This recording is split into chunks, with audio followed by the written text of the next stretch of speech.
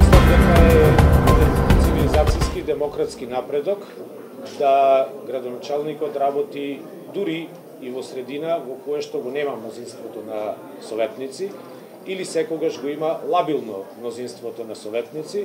затоа што тоа е единствен начин во кој што секогаш градоначалникот ќе биде обврзан да ги штити интересите на сите граѓани, а јас како градоначалник ги дадов свечена заклетва дека ќе бидам градоначалник на сите граѓани. Тоа значи дека Социјалдемократскиот сојуз како мнозинска советничка група во Советот